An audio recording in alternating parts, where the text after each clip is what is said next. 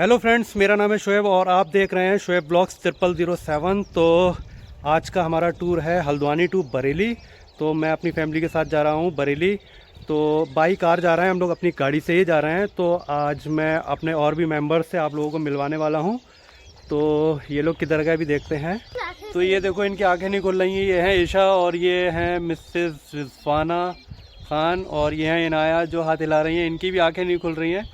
तो और ये उस साइड खड़ी हुई हैं दादी, दूर से जो दादी बनती हैं। तो अभी अब लोग जर्नी स्टार्ट करते हैं और मिलते हैं रास्ते में।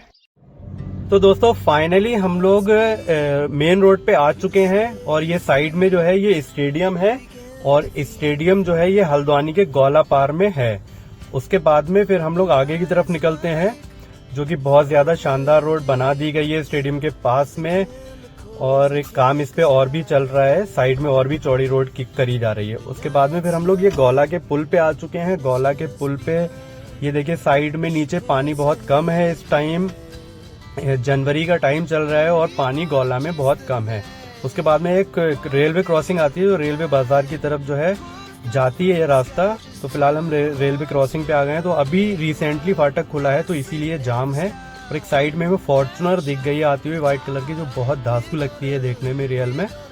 उसके बाद में अब हम ये आ चुके हैं फाइनली रोडवेज पे। तो रोडवेज पे मोस्टली जाम रहता ही है। उसके बाद में फिर हम एक साइड से हमें रास्ता दिखती है तो वहां से हमें ट्रेन भी जाती हुई दिख जाती है। उसके बाद में फिर हम आगे चलते हैं। अभी हम इन लोग को डॉक्टर के यहाँ लेके जा रहे हैं क्योंकि इनकी होम्योपैथिक की दवाई चल रही है। तो हमारे छोटे वाले साहबजादे थोड़ा सा भागने में एक्सपर्ट हैं तो भागते रहते हैं। अभी हमारी ईशा ने दवाई जो मैडम ने दवाई उनके मुंह में डाली है तो इनको बहुत ज्यादा बिटर लग रही है।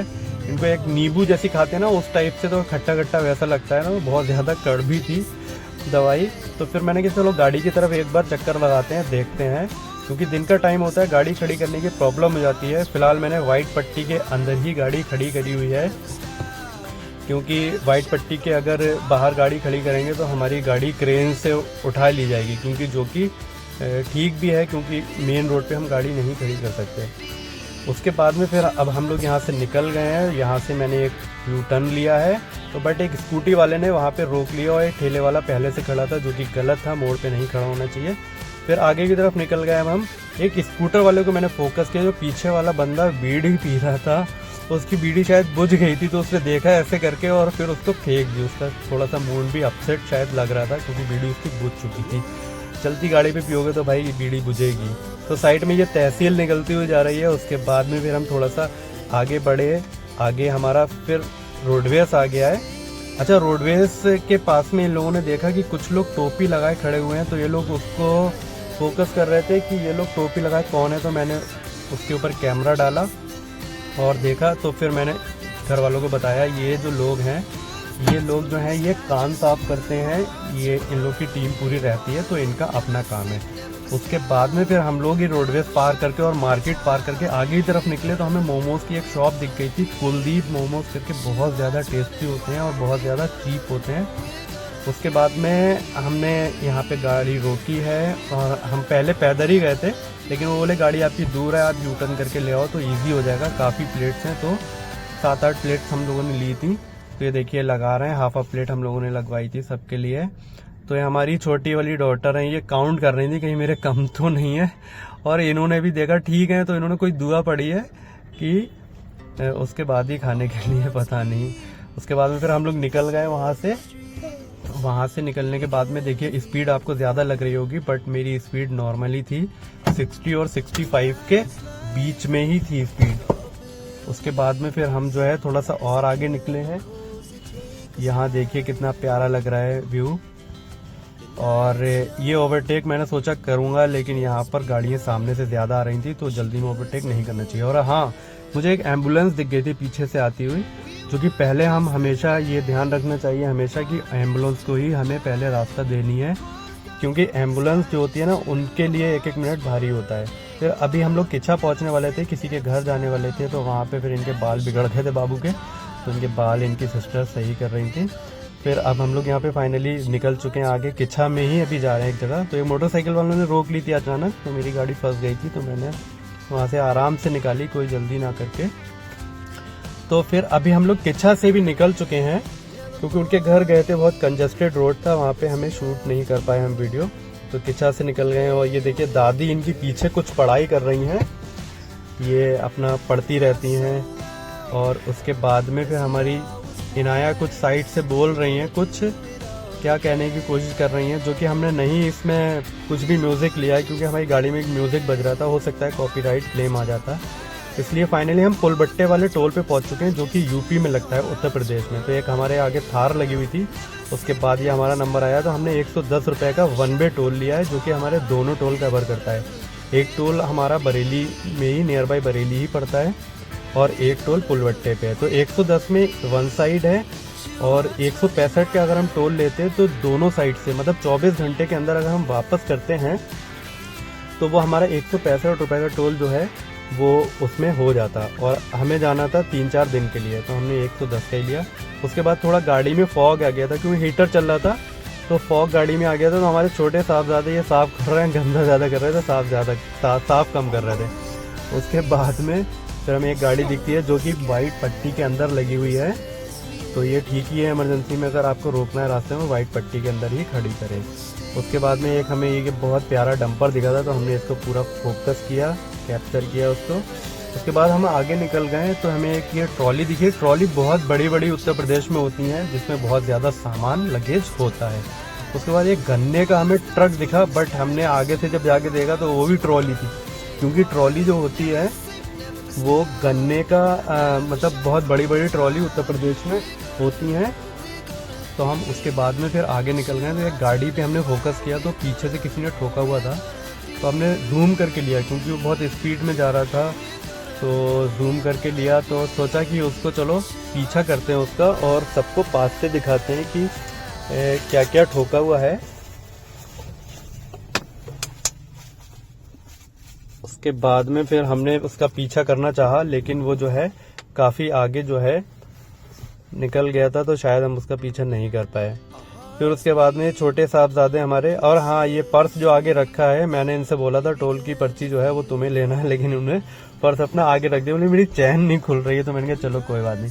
अच्छा, ये टोल पे जो इन्होंने अभी पुल पे जो गलती करी है इस कार वाले ने, पुल पे कभी ओवरटेक नहीं करनी चाहिए। आप भी ध्यान रखिए, हमेशा पुल पे ओवरटेक नहीं करते हैं, मतलब हमेशा क्या, कभी पुल पे ओवरटेक नहीं करते हैं। और फिर ये हम राम मूर्ति स्मारक हॉस्पिटल पहुंच चुके हैं, जो कि नियर बाय बरेली है, और बरेली का सबसे बड़ा शायद कह सकते हैं, या बहुत बड़ा हॉस्पिटल राम मूर्ति स्मारक है, सबसे बड़ा ही है शायद।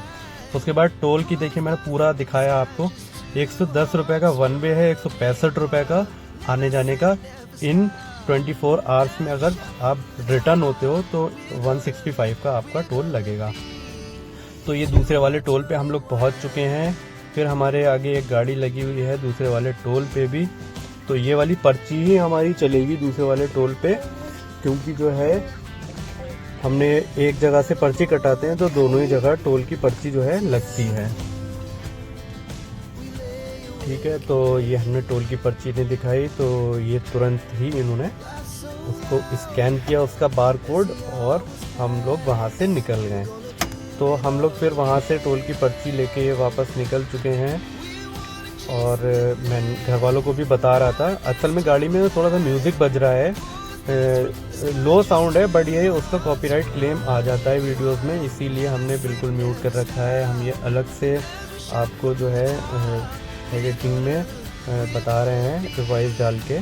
तो ये हमारे छोटे साहबजादे ने इतनी देर में कुछ कागज़ खा लिया, हमारा ध्यान उधर गया, इन्होंने साहब कागज़ खा लिया, उनके कागज़ इनकी मम्मी ने मुंह से निकाला है।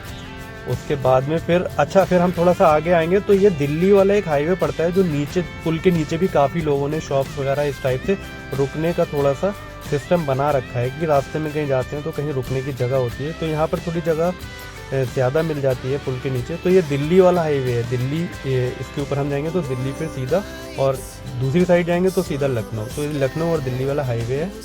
फिर हम आगे निकलते हैं तो एक हमें रास्ते में रेलवे क्रॉसिंग मिलती है, उसके बाद फिर एक पुल मिलता है, तो हम पुल पे ना चढ़ के साइड से नीचे से निकलते हैं। लेकिन पुल इन लोगों ने बहुत शानदार पेंट किया हुआ है, काफ़ी मेहनत लगी होगी इसमें।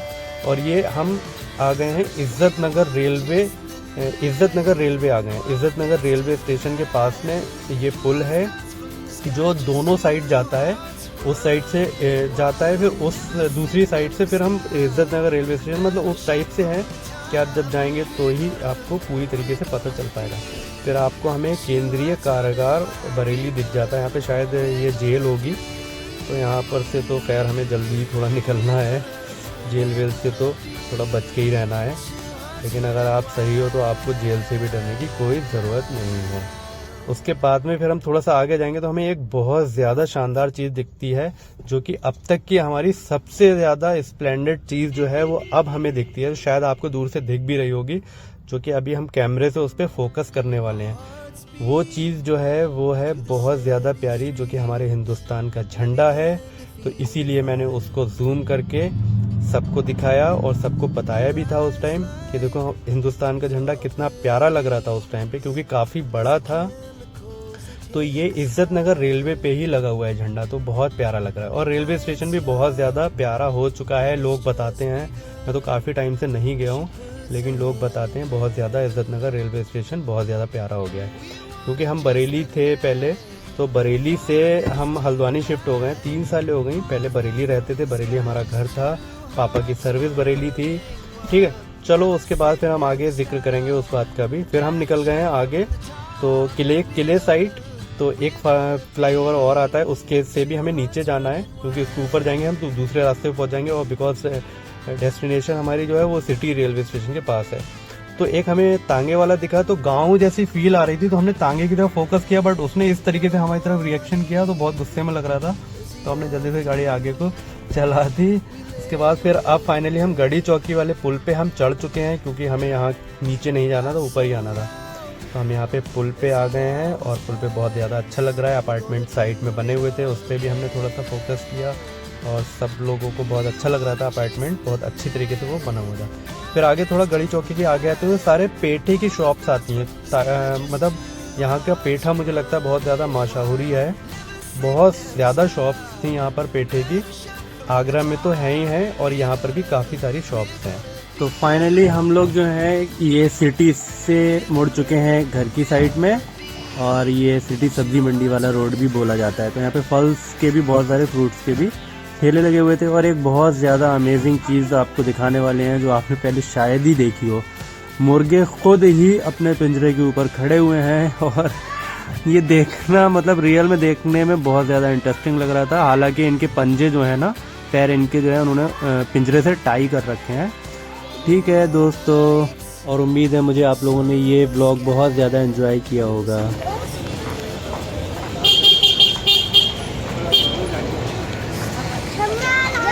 साइड में हो।